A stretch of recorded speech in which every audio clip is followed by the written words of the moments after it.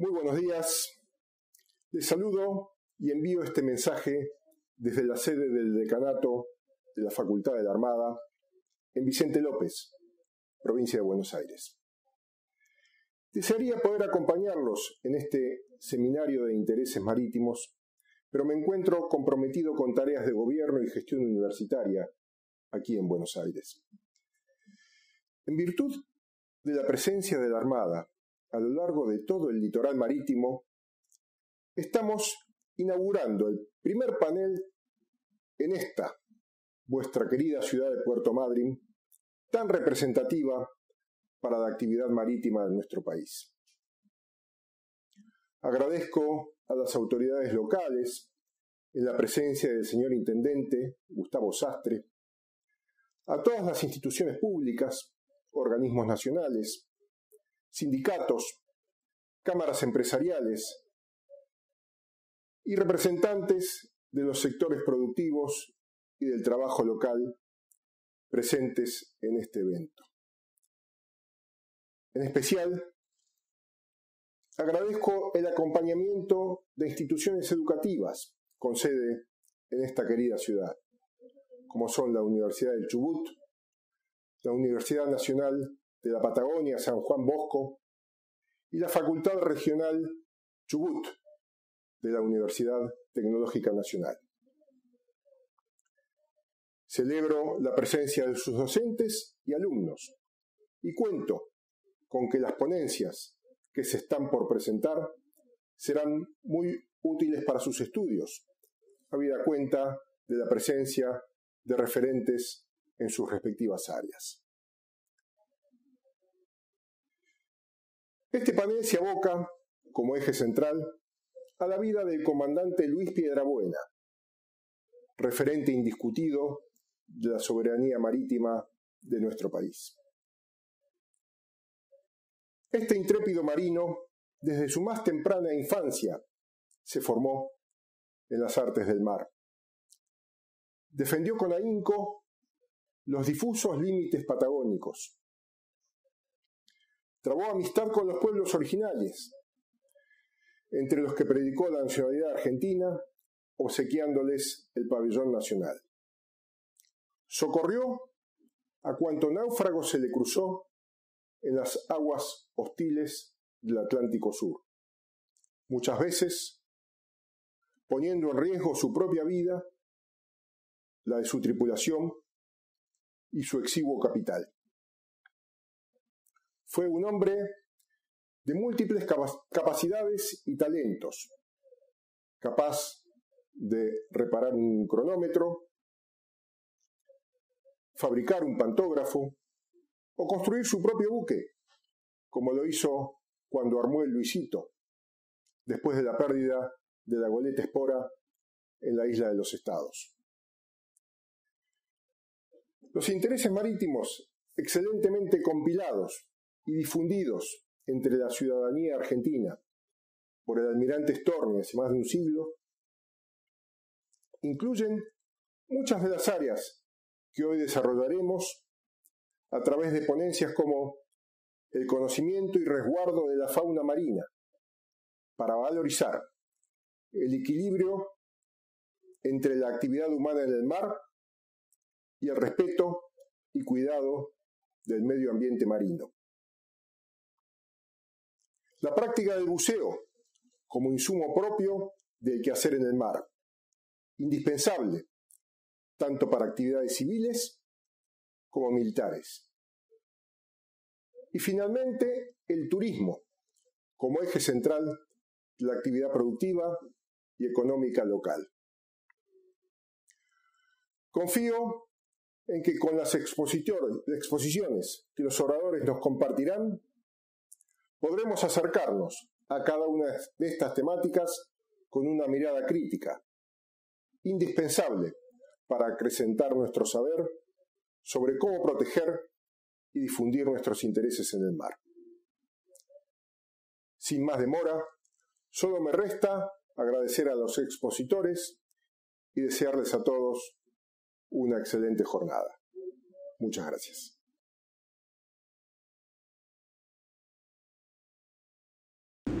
Como decía un viejo cómico, antes de hablar quisiera decir unas palabras. La verdad que yo no había escuchado el video del señor almirante Bazán, el cual después debo decirle que le agradezco que me hizo un resumen muy completo de lo que yo tengo que hablar ahora, así que posiblemente haya algunas cosas que sean repetitivas de lo que él dijo. Esta ponencia, de alguna manera, podemos dividirla en tres partes. En una primera parte vamos a hablar del origen de este prócer de Miguel Piedrabuena. En una segunda parte, un poco más ya entrando a su vida de marino y de profesional. Y en la tercera, cuál sería el legado que nos ha dejado a lo largo de sus escasos 49 años de vida. Si uno hace de alguna manera, cuando terminemos, vamos a ver qué es todo lo que hizo en esos 49 años de vida que hoy podemos disfrutar. Van a acompañar la exposición, algunas fotos. Más que nada piensen que estamos hablando del año 1800, 1830 en adelante, en donde la mayoría son dibujos, son algunos recuentos, no hay fotografías, es casi imposible, salvo sobre el final de su periodo, pero que de alguna manera queremos acompañar para que ustedes vean todo el desarrollo de lo que ha sido Piedrabuena en su vida.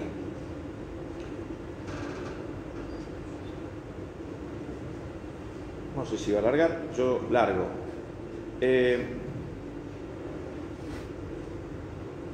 Allá sobre las costas de Carmen de Patagones, nacía el 24 de agosto de 1833 hijo de Miguel Piedrabuena y de Vicenta Rodríguez. Miguel Piedrabuena era nativo de Santa Fe, Vicenta Rodríguez era una descendiente de maragatos que eran los que habían fundado Carmen de Patagones. Nace Miguel Luis Piedrabuena, una persona un joven que gracias a una particularidad que tenía desde muy temprana edad, puso su vista no en los juegos tradicionales que podía tener una criatura de esas épocas, sino que se dedicó a poder conquistar el agua del río que lo tenía próximo. Y así empezó a realizar distintas embarcaciones, algunas muy, muy precarias, y así empezó a tener de alguna manera esa conexión con el agua que lo rodeaba.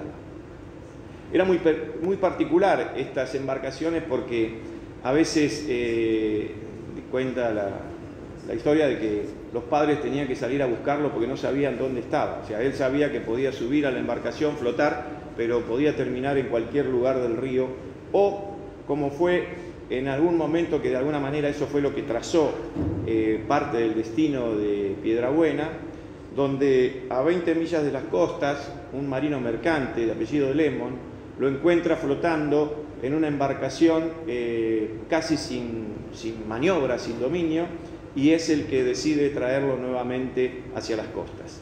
Piedrabuena utilizaba y trataba de toda embarcación o buque que llegaba hacia las costas del puerto, ir a ver sus maniobras, cómo se operaba con las velas, cómo eran las actividades que se realizaban a bordo, por tener esa necesidad de conocimientos marítimos desde temprana edad. Así fue como el comandante de un pailebot, ese tipo de embarcaciones, que lo están viendo ustedes ahí, logró convencer a los padres de Piedrabuena, allá por el año 1842, dijimos que nació en el 33, con 9 años, logró convencerlo para llevarlo hacia Norteamérica, dentro de su embarcación, a los efectos de poder darle una formación marina y una formación de conocimientos náuticos mucho más acabada. La realidad que eso se lo permiten y parten, en este caso, con el marino mercante Lemon, pero no llegan a Estados Unidos. Cuando llegan a Buenos Aires, decide desembarcar y queda a cargo de otro capitán corso de esa época, que era el capitán James Harris, en donde decide culminar su formación educativa en Buenos Aires, tanto de lo que era esa formación primaria, y no sé si podríamos llamarla secundaria, pero sí con esa formación y los primeros, de alguna manera, conocimientos náuticos. Vuelve de la ciudad de Buenos Aires a su ciudad natal, ya con 15, 16 años, y teniendo un perfeccionamiento ya de ese conocimiento. Ahí, de alguna manera, cambia la vida del comandante Piedrabuena cuando toma contacto con el comandante, con el capitán Smiley. El capitán Smiley era un muy conocedor navegante norteamericano que ya tenía incursiones sobre las aguas polares, que ya había navegado por casi todo Estados Unidos y Europa. De hecho, era conocido como el cónsul de los mares para varias de las naciones importantes, y es él el que le pide a su familia poder tenerlo como su ayudante, como su primer oficial embarcado. Ubiquémonos, 16 años. Habiendo realizado junto con el comandante Smiley, inicia ya una travesía y una actividad marítima por excelencia. Pensemos que en esa época, más allá de las navegaciones y demás, una de las actividades normales era la pesca o la caza de ballenas, era toda la obtención de esa capacidad que les daba el mar, y era una de las condicionantes y las actividades que se realizaban. En 1848, con 15 años de edad, en el Pilot Boat Davidson y junto a Smiley, seguían en los labores de navegación entre las Islas Malvinas y el Cabo de Hornos. Ahí, de alguna manera, empieza a tener su independencia, por así llamarlo, Piedrabuena, comienza a hacer sus conocimientos de trabajo con el arpón, conocimientos de tener una ballenera a cargo para iniciar su proceso de comandante de su embarcación propia, y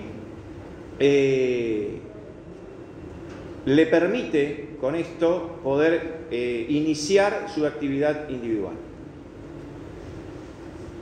En noviembre del 49, habiendo salido a Montevideo también con una navegación con el comandante Smiley, en una línea de reaprovisionamiento a colonos ingleses sobre la isla Navarino, luego de la orden de partida se instauró en Piedrabuena la calidad de segundo oficial. Ya empieza a tener una jerarquía y un reconocimiento dentro de la escala del comando de su buque. Cuando un temporal los obliga a tomar el puerto por primera vez de Isla de los Estados, donde ahí se topan con restos de un buque, ahí el segundo oficial Piedrabuena, digamos que inicia un proceso que lo iba a marcar a lo largo de toda su vida marina. Pide autorización, toma una ballenera y concurre hacia Isla de los Estados, y habiendo detectado a la embarcación alemana que había sufrido la destrucción total, inicia el proceso de rescate de náufragos de 14 individuos que integraban esa embarcación marina. Lo que hace es dejar el grueso de las provisiones y con los náufragos se dirige hacia Navarino, donde supuestamente había una colonia que era donde iban a ir estos 14 integrantes del buque averiado. Cuando llegan al lugar se encuentran que, aunque parezca mentira, pero es así, se encuentran que no hay nadie, y una botella, un mensaje que decía: nos fuimos al puerto español. Ahí está la marca. Iban desde el puerto Navarino, dice: nos fuimos al puerto español, por lo cual regresa con los sobrevivientes, pero Desgraciadamente, cuando llegan al puerto español no queda ninguno de los sobrevivientes de esos colonos, por lo cual deciden nuevamente cargar a los náufragos y llevarlos ya en una bahía llamada en ese momento de Oso Marino, que estaba sobre Santa Cruz. Durante varias temporadas continúa realizando navegaciones a lo largo de toda la costa, principalmente usando la línea Isla de los Estados, Punta Arenas, y ya nombrado por Smailin como capitán de bandera a bordo de un Brick Barea San Martín, decide y consigue convencerlo y concretar su viaje hacia Nueva York. Ahí en Nueva York lo que logra es ya integrar una escuela de formación específicamente náutica. Ahí sí es donde formalmente comienza a tener una formación náutica, pero no se contenta solamente con los estudios realizados en esa escuela, sino también que en sus tiempos libres recorre todos los centros de confección de botes que había, de buques que había en la zona, talleres y demás, para no solamente tener el conocimiento náutico, sino también el conocimiento práctico para la realización o la reparación de embarcaciones. A finales del 56 se despide de Nueva York, ahora en una corbeta denominada Merriman, siempre bajo las órdenes de Smiley, y básicamente comienza navegaciones sobre el Golfo de Caribe, Golfo de México, costa este de los Estados Unidos. Para volver nuevamente a retomar las actividades, pero ya sí sobre la costa donde ya no se iría más, sobre las costas del Atlántico, donde ya no se iría más y continuaría su proceso y su historia dentro de la salvaguarda de los intereses propios.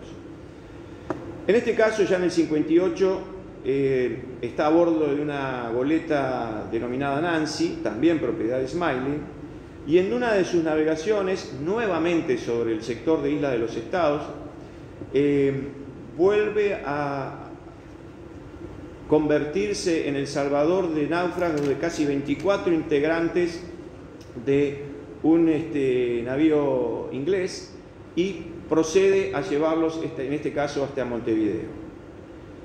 Fueron numerosos naufragios los que pudo socorrer durante todos sus años, en distintas embarcaciones, la goleta Manuelita, otros fueron sobre el paquebote Dolphin. En este caso, de todas las salvaguardas que hizo, recibió innumerables distinciones, no solamente por los propios náufragos, sino de distintos países. Tiene reconocimientos del zar de Alemania, tiene reconocimientos de la reina de Inglaterra, tiene reconocimientos de varios países por las actividades realizadas.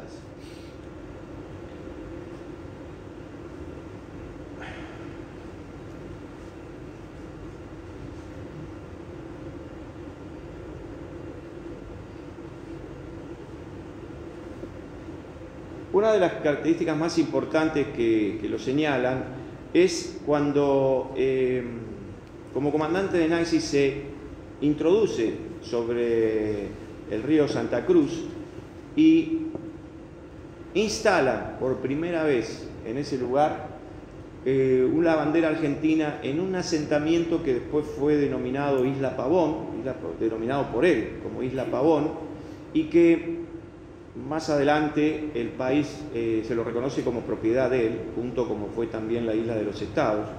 Y ahí, como dijo en su versión el almirante, ahí inicia un proceso de compartimiento con los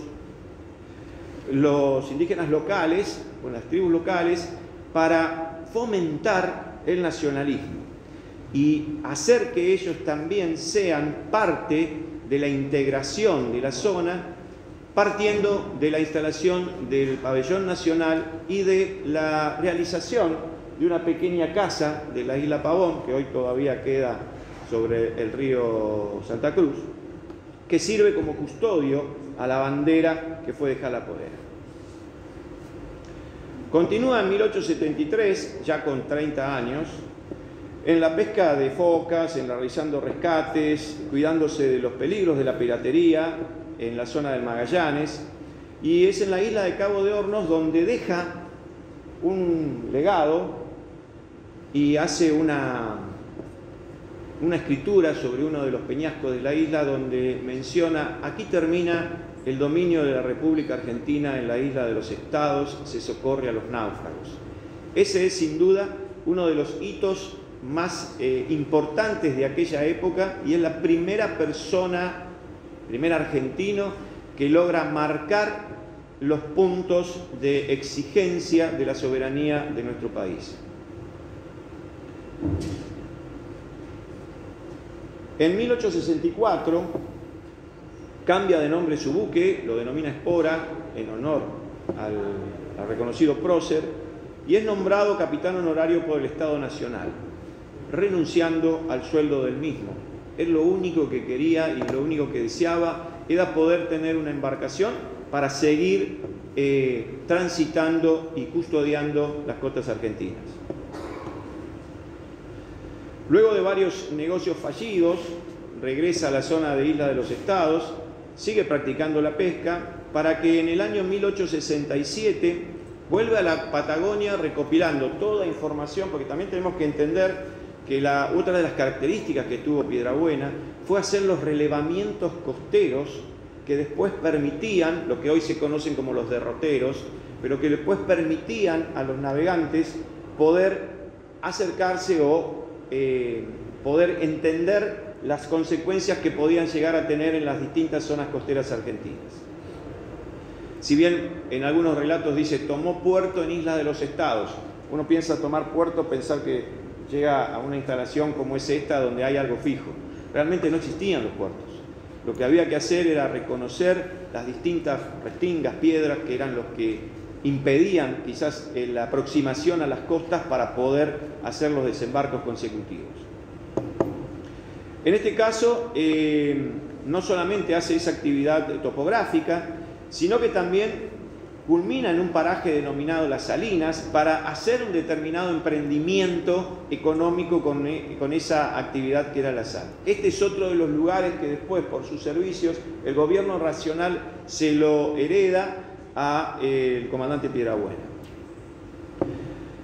Ya en agosto de 1868, con 35 años, contrajo enlace con la señora doña Julia Dufour en la ciudad de Buenos Aires, y 2 meses después embarcan en la Espora rumbo al sur para seguir atestiguando las novedades o actualizando los hitos nacionales australes. Como pueden ver, tenía no sé cuándo los tiempos le daba, pero tenía una familia bastante numerosa. Era lo importante de todo esto que su esposa también lo acompañaba en todos sus periplos. Y vamos a ver más adelante que también sufría las consecuencias de esa actividad que tenía su marido. Durante 5 años realiza numerosas empresas en la región de Punta Arenas. Acá hay que aclarar entender, mejor dicho, no aclarar, que nuestros vecinos también tenían un interés muy relevante durante toda su historia, de toda nuestra Patagonia, y que tenían una permanente influencia sobre el sur argentino, hoy nuestro sur argentino, llegando inclusive hasta las mismas costas del río Gallegos. Entonces, si era algo que entendía Piedrabuena, era que él debía de alguna manera contrarrestar esa actividad. La actividad realizada por nuestros vecinos era básicamente comercial, pero el hecho de estar presente era lo que después le iba a permitir hacer la exigencia de esa zona como propia. Entonces, lo que hacía Piedrabuena era justamente contrarrestar, o sea, era él el que iba a realizar las negociaciones hacia Punta Arenas y que llegaba de alguna manera ese mantener y vigilar lo que por aquel entonces era un poco no tan formalizado y pensado por el gobierno que estaba en Buenos Aires a muchísimos kilómetros.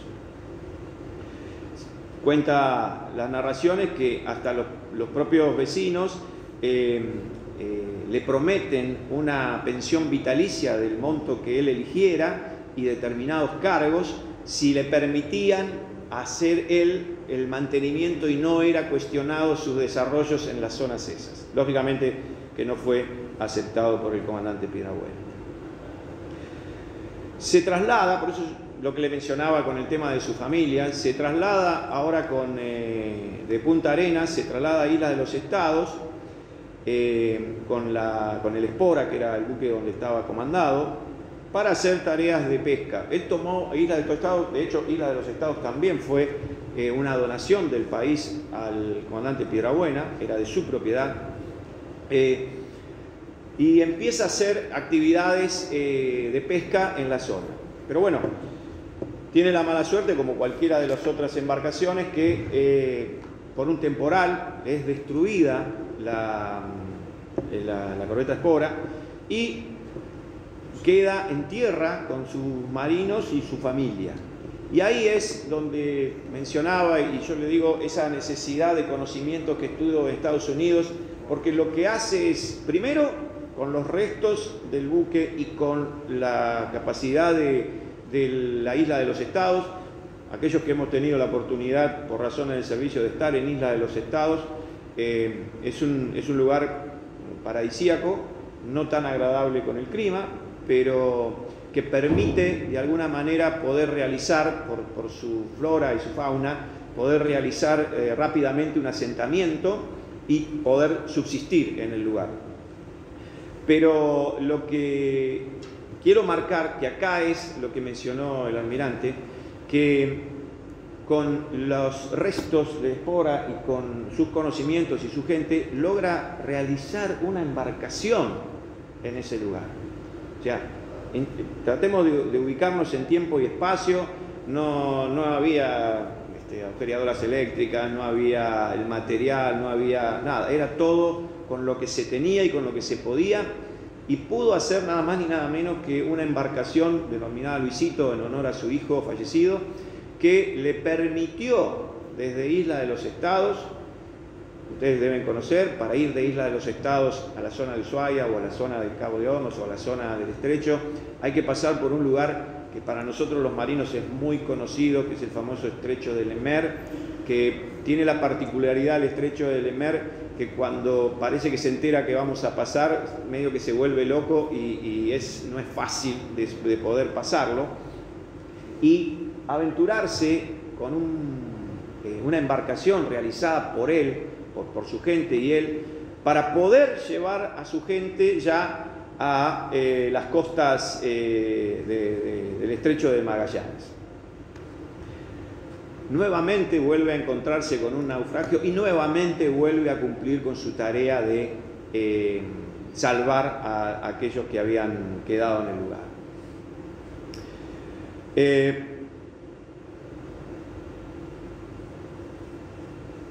Ya en 1878, con 45 años,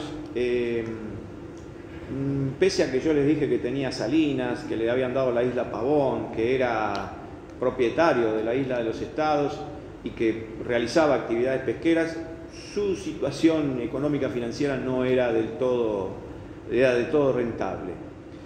Se le entrega, el gobierno argentino le entrega como consigna el comando del Cabo de Hornos y le permite realizar nuevamente actividades sobre toda la costa, estableciendo nuevamente el contexto de la soberanía. En este caso hay una actividad realizada de una escuadra que viaja a Santa Cruz, pero él solamente no se une con formación de esa escuadra, sino que lo que hace es realizar actividades logísticas para esa escuadra.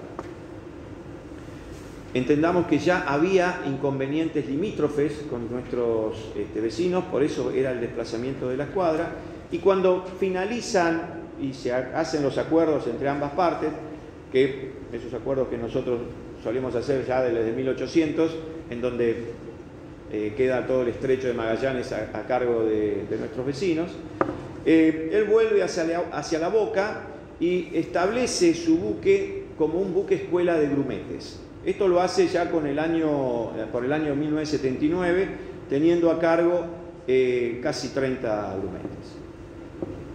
Ya en 1882, con 49 años, el gobierno argentino ya le ofrece el patrocinio del Instituto Geográfico Argentino, realizando una expedición en la Patagonia, y es reconocido por sus acciones, por haber colaborado con el desarrollo del seguimiento topográfico de la Patagonia, y esta actividad duraría 8 meses. Acá ahí aparece otro actor importante, que es un italiano llamado Guillermo Bove, que es un reconocido topógrafo de la zona, que lo único que de alguna manera hizo fue corroborar toda la información levantada por años por Piedrabuena y reconocer su capacidad en eso.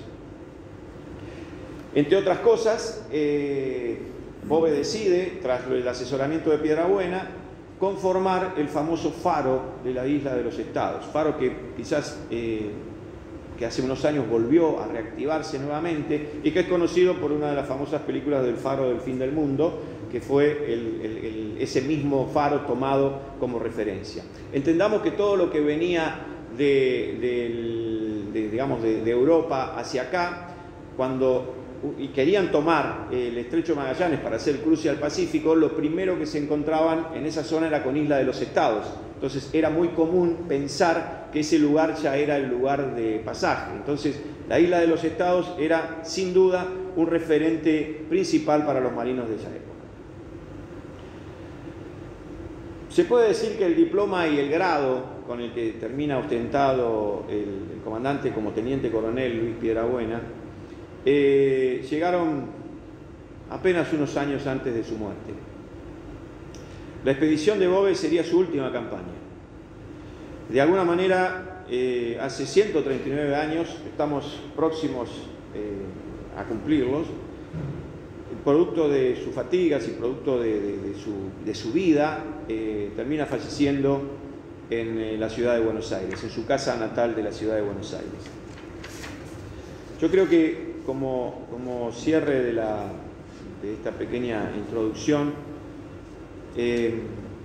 tenemos a una persona que desde los 16 años, donde está registrado que materializó su primer rescate, hasta los 38 años, que figura su último rescate, precisamente en el mismo lugar, en la Isla de los Estados, permitió consagrar su vida en triunfos y méritos para la patria. No combatió nunca contra fuerzas armadas.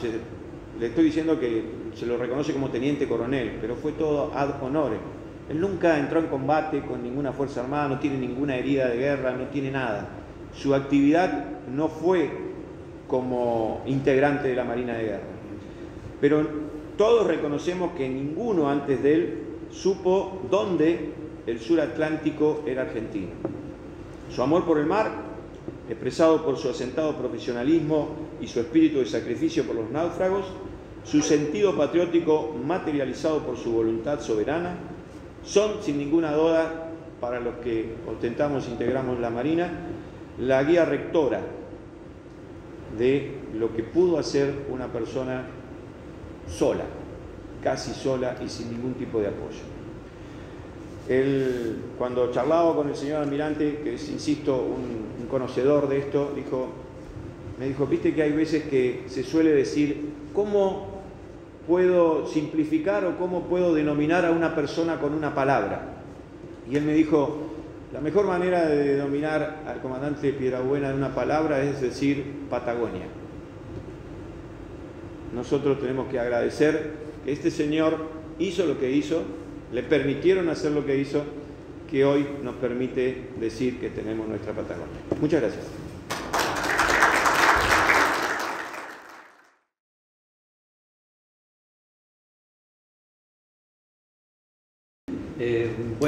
Vamos a hablar no de lo normal que hago generalmente en esta zona, que es el turismo con orcas, sino la problemática que tienen estos bellísimos delfines, mal llamados ballenas asesinas. O sea, esto proviene de la época cuando los vascos cazaban ballenas, en el siglo IX, que ellos le pusieron asesina de ballenas a estos animales cuando veían, no sabía de qué se trataba, pero ellos mataban ballenas, aparecían orcas y ellos le ponían el nombre de asesina de ballenas hasta que llegaron las flotas norteamericanas e inglesas y cambiaron el nombre al inglés y lo invierten, entonces pasa a ser ballena asesina y ahí la situación se fue complicando.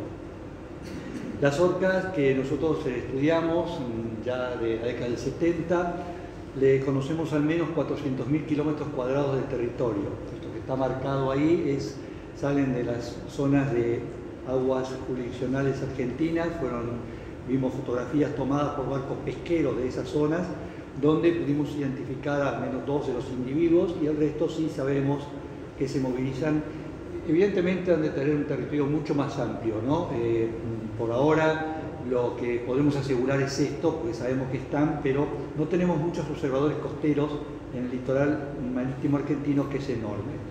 En el caso de la educación, siempre se habla para educar sobre orcas, en especial a los niños y todo lo demás, se habla de piletas de acuarios que están desparramadas por el mundo, pero en este caso piensen que para que las orcas tengan una pileta más o menos adecuada, lo cual tampoco significa nada, debería tener ese tamaño, con relación a lo que le conocemos de territorio. Evidentemente tampoco sirve, le falta el ecosistema marino, le falta las corrientes, le falta la temperatura, le falta todo aquello que tiene el océano y que en una pileta suelen tener cloro, nada más.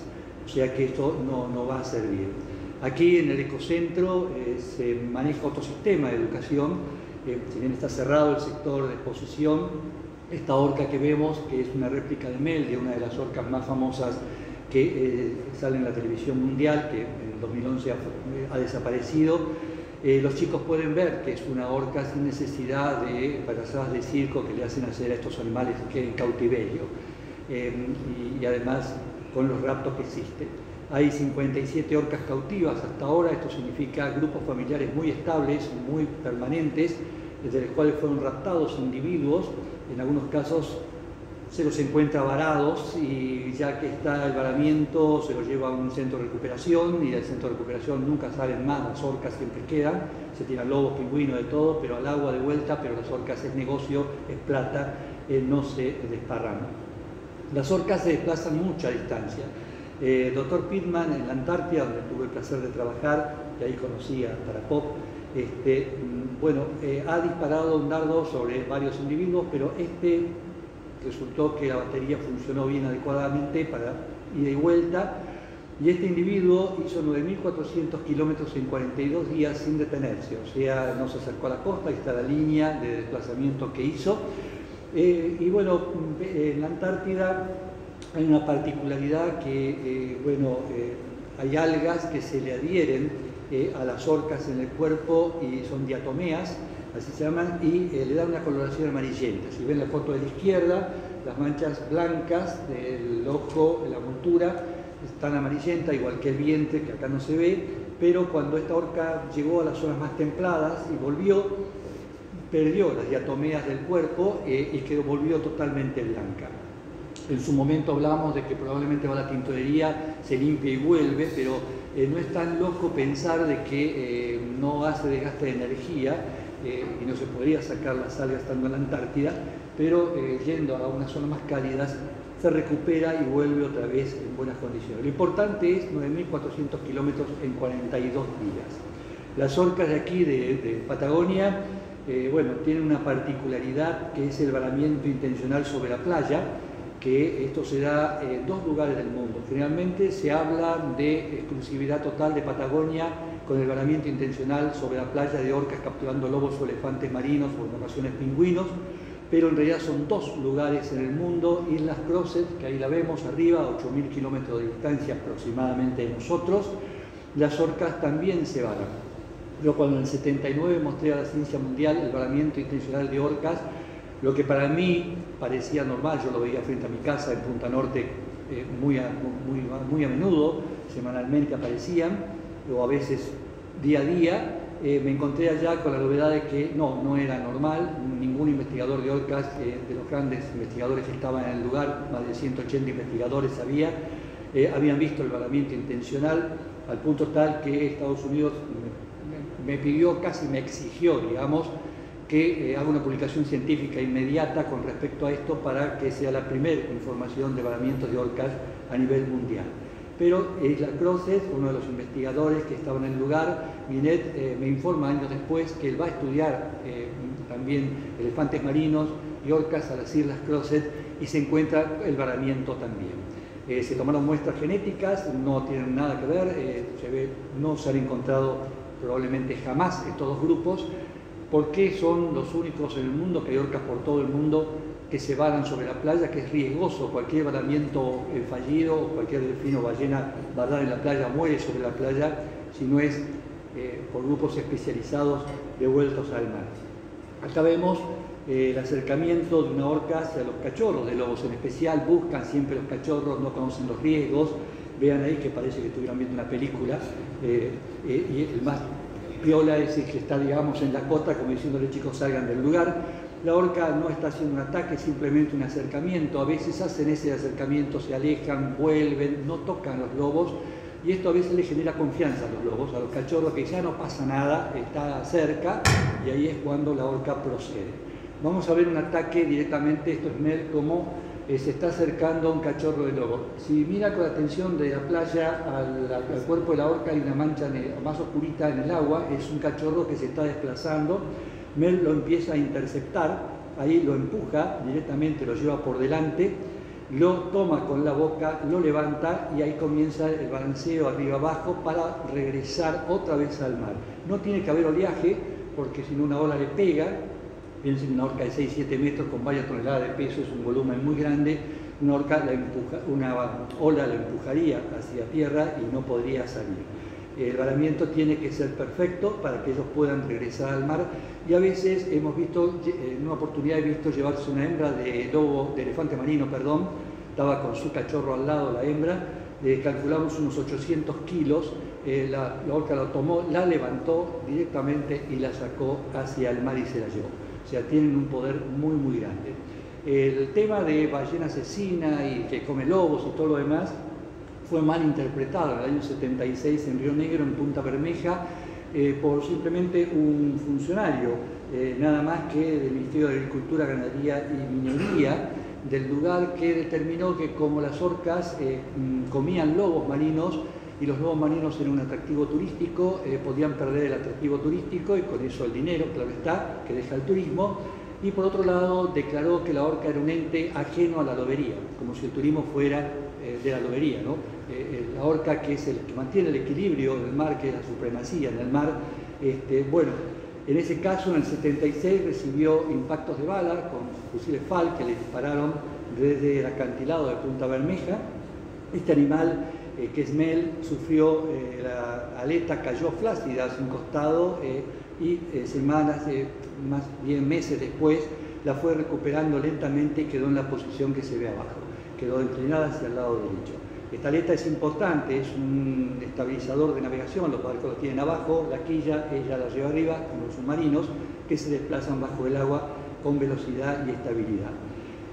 La Argentina sacó leyes, por supuesto, leyes de protección a las orcas y además para evitar la captura. Se luchó mucho porque los acuarios que tenemos nosotros en Argentina, dos de ellos, los únicos dos, presionaron muchísimo a los senadores, a los diputados, pero bueno, también presionamos de este lado y salieron las dos leyes y el decreto del año pasado de la provincia del Chubut, declarando el 6 de marzo el Día Provincial de la Orca, en homenaje a Mel, a esa orca que el 6 de marzo del 2011 desapareció de la zona. Creemos que ya había cumplido más de 50 años, la longevidad máxima de los machos, las hembras viven 80, 90 o más de 100, pero tenemos, por supuesto, protección.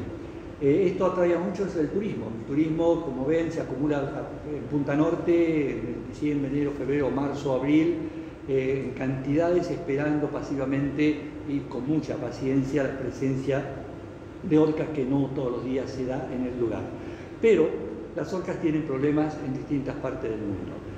Hay orcas que quedan enredadas en redes que están tiradas de pesca, que ocupan kilómetros de distancias en el mar, donde en algunos casos los pescadores mismos liberan el animal, como en este caso que estamos viendo en fotos.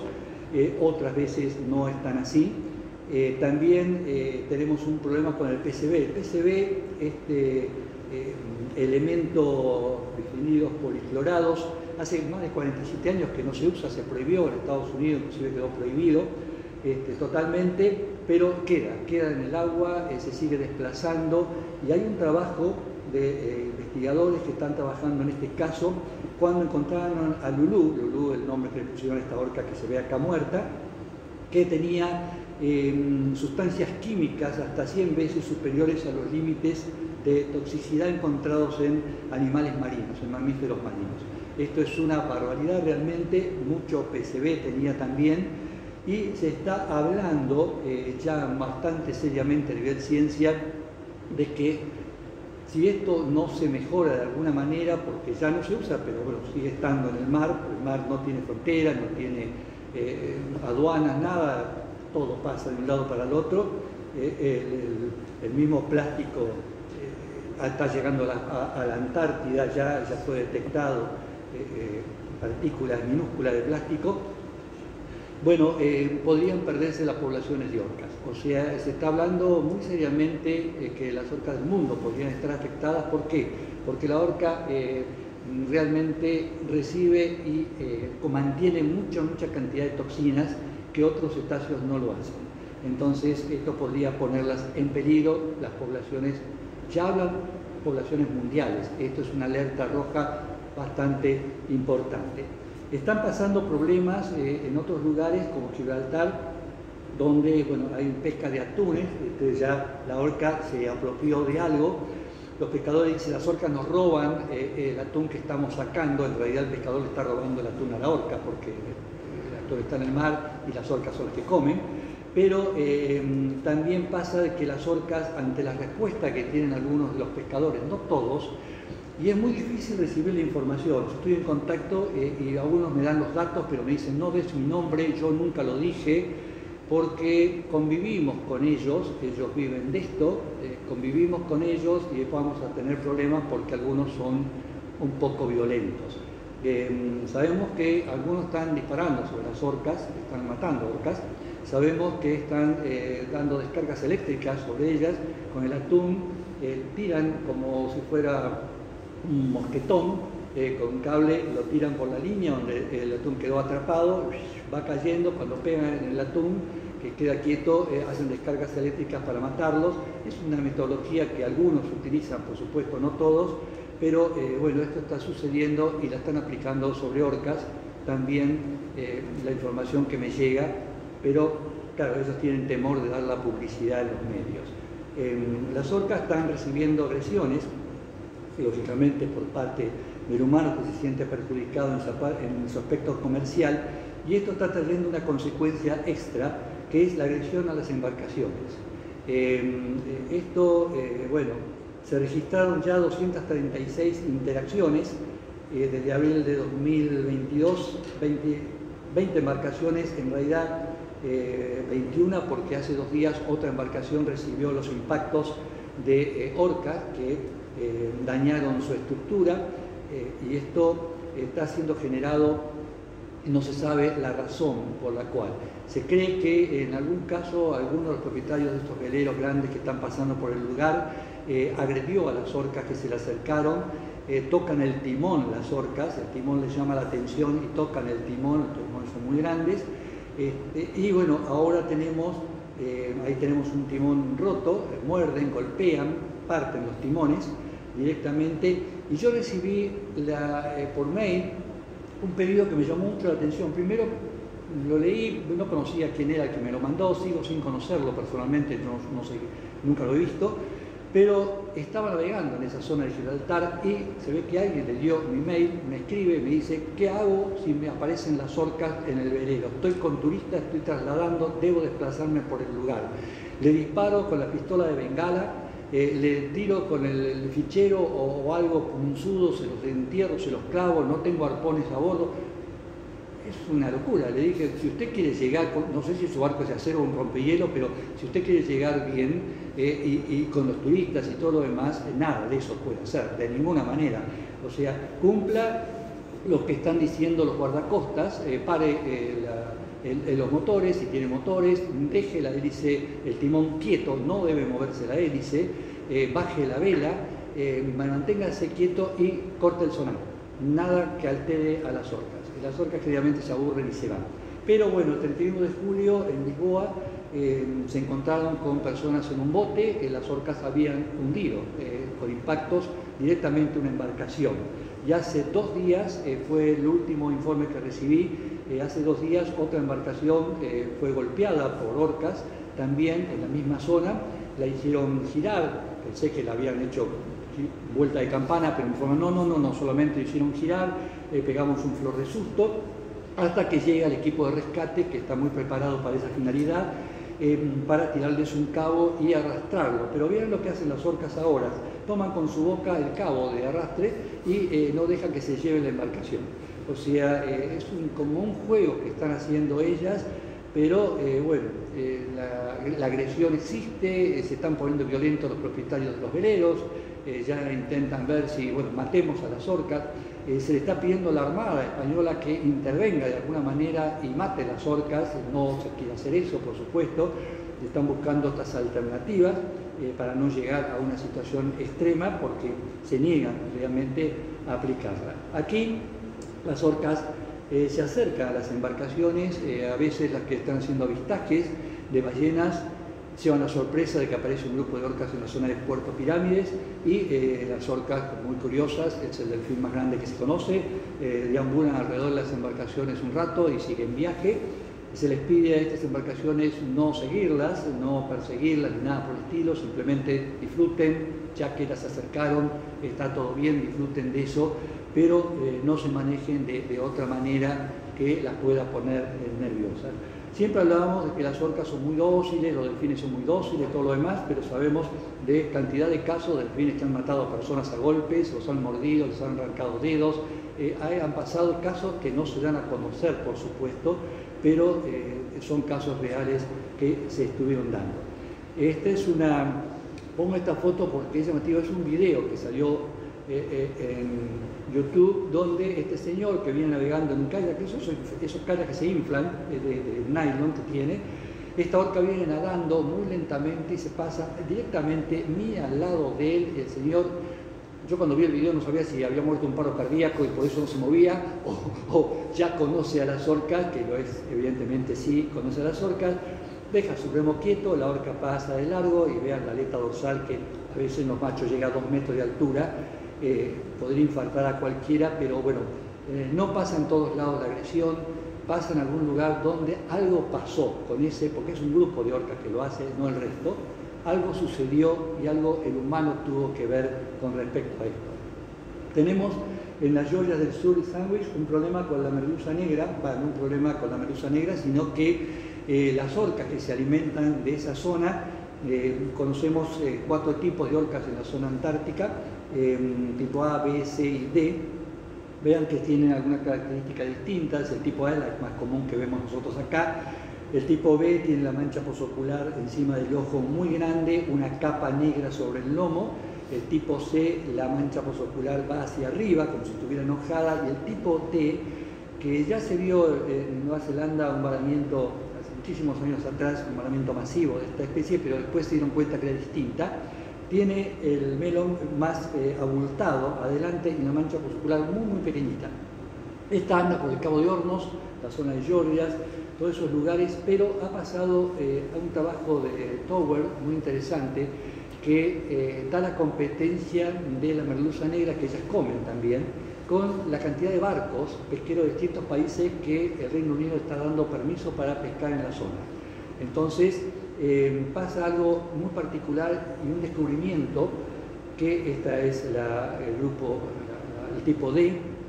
Tipos se dicen, nosotros estamos hablando ahora de la posibilidad de buscar que las orcas de Península Valdés sea un tipo nuevo de orcas también. Serían denominadas como un tipo nuevo, por el tipo de alimentación que tienen, el tipo de varamiento que hacen sobre la playa, características de enseñanza a los ballenatos, a sus cachorros, de las técnicas de varamiento sobre la playa, cómo hacerlas.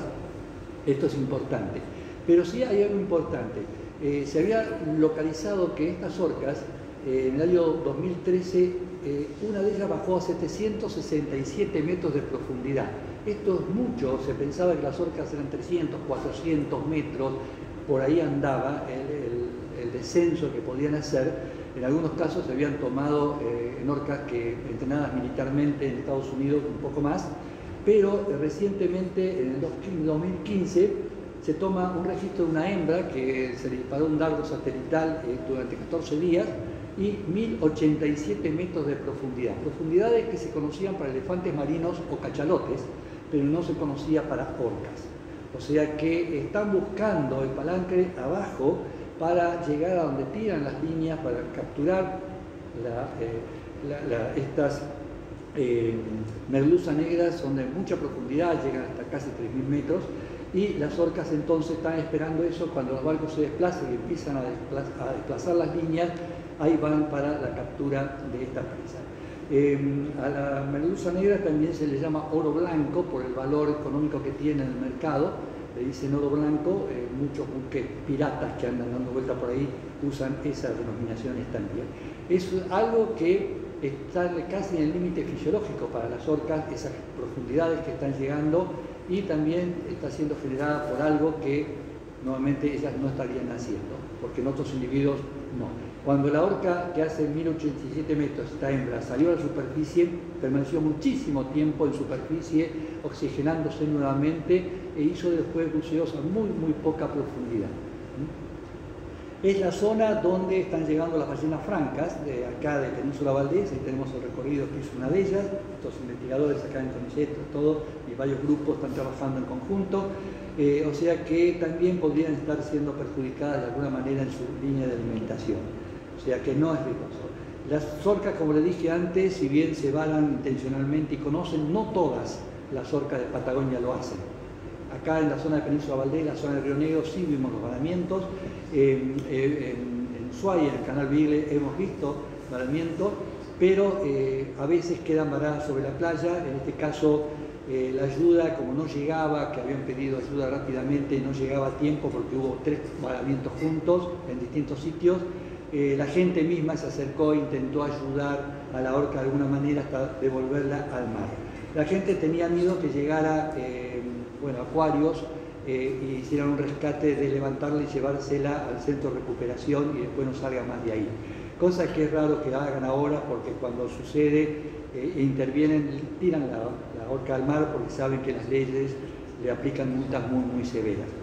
Por eso, en el 2000, invitados por la Armada Argentina, estuve 3 días en la base de submarinos y buceo del Mar del Plata dando el curso de rescate. Había publicado este pequeño manual de cómo proceder. Hay ciertos riesgos que puede correr la gente y ciertos riesgos que puede correr el delfín varado o ballena si se procede mal. Entonces se le dio un entrenamiento a todos los grupos especiales de combate, los buzos tácticos, y aproveché de conocer un submarino adentro, ya que estaba en la base. Soy buzo profesional y bueno, me accedieron a entrar. Con respecto al humano, a las personas en el mar, en septiembre del 9 del 72, Hans Kretschmer, un chico de 18 años de edad, fue tomado. Es el único caso que se tiene como registro mundial de un ataque de orcas a una persona. Hans estaba en la tabla de ser apoyado sobre la tabla, braceando, se alejó 30 y algo de metros de la playa, buscando llegar a la ola, y cuando se sintió empujado de atrás muy bruscamente, se dio vuelta pensando que era un compañero de él, y la descripción que da es una boca enorme llena de dientes blancos, 48 dientes grandes. Esto es lo que clava, ¿no? Se encajan así para desgarrar, triturar y arrancar pedazos enteros. Los delfines hacen eso, no tienen molares. Y en este caso lo toma del muslo izquierdo, los amarrea, abre la boca a la orca, se aleja del lugar rápidamente y se va. Hans se tira de la tabla, nada. Pues yo digo, siempre habrá batido todos los récords de velocidad en el agua para llegar a la costa. Creyó que chorreaba agua, pero no, estaba chorreando sangre en abundancia. Hay una base militar en ese lugar de Estados Unidos. El médico va a atenderlo le da 100 puntos de sutura al muslo izquierdo, 100 puntos. Yo logro comunicarme con Hans, localizarlo, es un arquitecto, ama las orcas, está contra el cautiverio, sigue surfeando, y me dice, de los 100 puntos, en realidad creo que 94, 93 fueron por la orca, el resto era porque el médico estaba tan nervioso cuando me cortó con la tijera del traje de neopren que me clavó la tijera por todos lados y me llenó de puntadas extras que tuvo que darle. Esto quedó en duda siempre porque es el único ataque registrado. Siempre se habló, se come la gente, no pasa nada. Y entonces David Attenborough de la BBC de Londres, un día comiendo acá en un restaurante de Madrid, me pregunta, ¿qué pasa si nosotros ponemos una o dos personas en el agua para ver si las orcas se los comen? Y le dije, vea, a mí me parece una experiencia interesante, pero hay que conseguir un par de estúpidos que se quieran meter al agua para ser comidos por orcas, me parece. No, pero vos qué opinás, esto que lo otro. Digo, ¿y lo hiciste? No, no lo hice nunca. Siempre tuve interés, pero nunca lo hice, porque está prohibido, en la provincia de Chubut está prohibido el contacto con los animales de ese sentido. Entonces dice, bueno, quedó ahí. Al año llama y dice, vamos a pedirle al gobierno de la provincia el permiso especial por única vez para hacerlo. Claro, el gobierno de la provincia tenía una dificultad. Debía preguntarle a un especialista en orcas si se podía hacer o no. Y el único problema, que era el único que trabajaba con orcas en Argentina, era yo.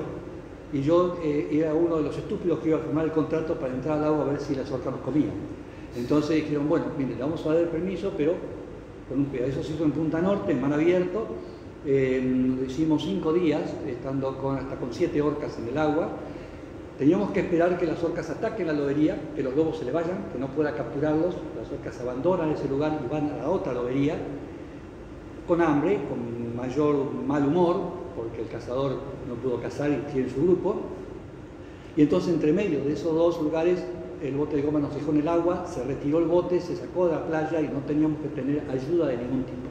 Paul Watson de Hawái, un experto en tiburones, era el otro que firmó el contrato.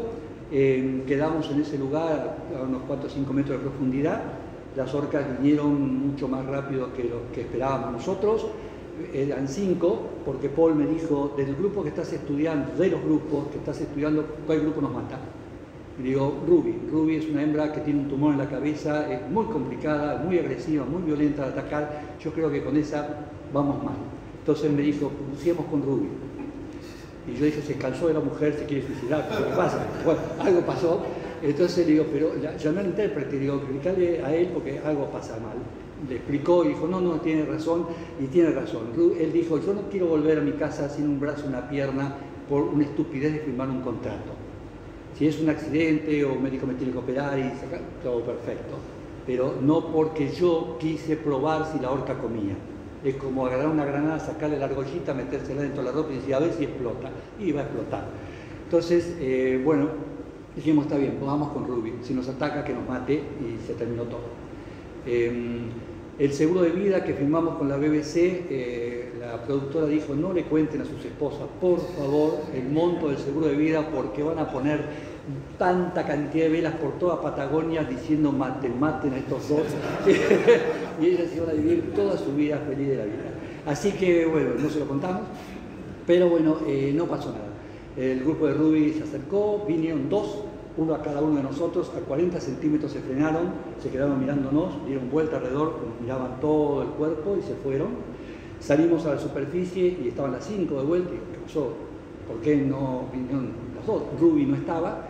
Y del faro, donde estaba el equipo, con otro investigador de orca, Miguel Iñiguez, me dijo por handy, mira, fue fantástico, claro, yo estaba en el faro, nosotros bajo el agua, fue fantástico, Ruby se frenaron, Ruby se separó del grupo, fue entre la playa y ustedes y se apoyó en el fondo, les cortó la salida a tierra. La hembra con el cachorro fue del otro lado, hizo lo mismo, le cortó la salida a mar abierto y luego recién vinieron uno a cada uno de ustedes. O sea, fue un plan perfecto de qué es esto. Así que, bueno, tuvimos 5 días de posibilidades, estuvimos con 7 orcas, nunca abrieron la boca, nunca nos mostraron los dientes, jamás lo hicieron.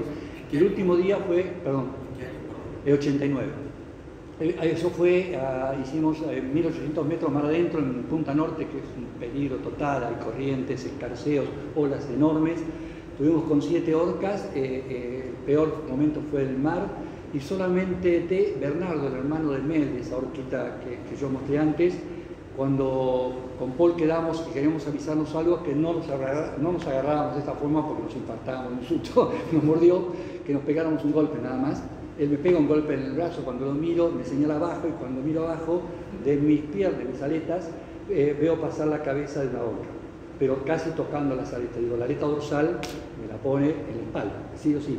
Entonces giro para mirar y veo que desciende y la aleta dorsal pasa entre mis piernas sin tocarme.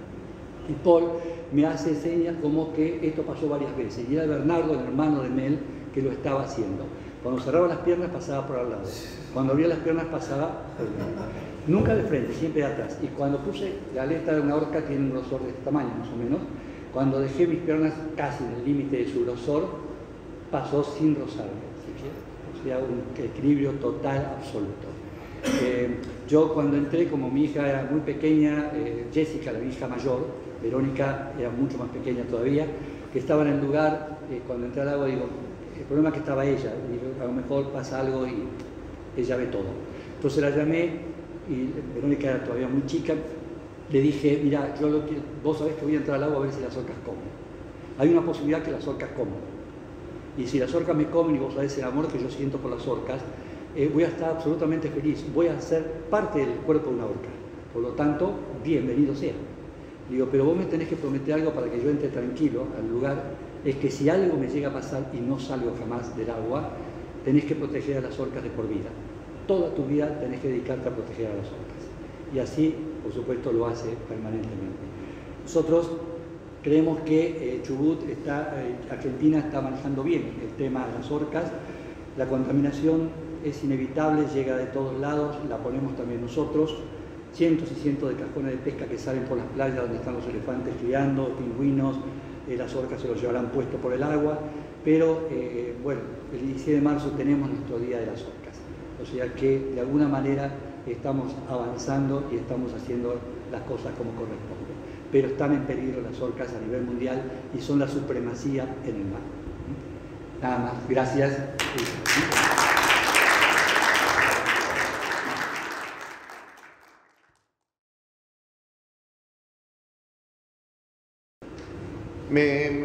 Mientras iba escuchando las charlas me pareció muy interesante, cuando Juan Carlos contaba lo del Día de la Orca y cómo el turismo, cómo la industria fue cambiando de una idea extractiva del mar solamente como un producto extractivo y se fue transformando en la posibilidad desde el turismo de que sea una actividad que pueda perdurar en el tiempo, que no sea extractiva, que sirva para la educación. Y ahí está el ejemplo de las orcas, Juan Carlos, con esa gran lucha que dio respecto a que tengamos el Día de la Orca, y en base a eso, junto con el ministro anterior de Turismo, Quique, pudimos empezar a hacer una difusión de la actividad de orcas que, Juan Carlos lo va a poder contar mucho mejor que yo, estaba estrictamente vinculado sobre todo a lo que eran los investigadores, la gente que venía a filmar y demás, y cada vez más Punta Norte empiezan a ir la gente que viene de vacaciones a la península Valdés y va a Punta Norte a ver orcas. Lo mismo pasaba, cuando estaban hablando de la industria ballenera, cuando creo que era el señor Díaz que inició la exposición, hablaba de cómo la industria ballenera se dedicaba a cazar, iba por el mundo cazando, y hoy, lejos de eso, tenemos la industria del turismo que hace que las ballenas, en el caso por ejemplo de Península Valdés, cada año haya más, le da trabajo a más gente, las puede ver más gente, las puede disfrutar los chicos, la familia, y eso es realmente muy importante. Primero que nada, ahí está la presentación, pero antes de la presentación hay algunos que no sé si lo vieron o no. Somos Turismo y siempre estamos tratando de que la gente nos venga a visitar, así que voy a aprovechar brevemente a pasarle el video de nuestra temporada, de la nueva campaña de promoción como destino turístico, que es Planeta Madryn, para que lo puedan ver. En un lugar no muy lejano de nuestra galaxia, existe un planeta único, en el que habitan seres magníficos, con particularidades únicas, capaces de llevar hasta el límite del asombro a propios y extraños. Un planeta donde se producen encuentros cercanos de todo tipo y donde aseguran la temperatura es agradable. Repleto de escondites, de rincones, de recovecos, de grandes explanadas con mares mágicos donde la vida compite con la imaginación. Estamos hablando de un lugar, ¿cómo decirlo? Fantástico, sorprendente, inigualable, único. Bienvenidos al planeta Madryn.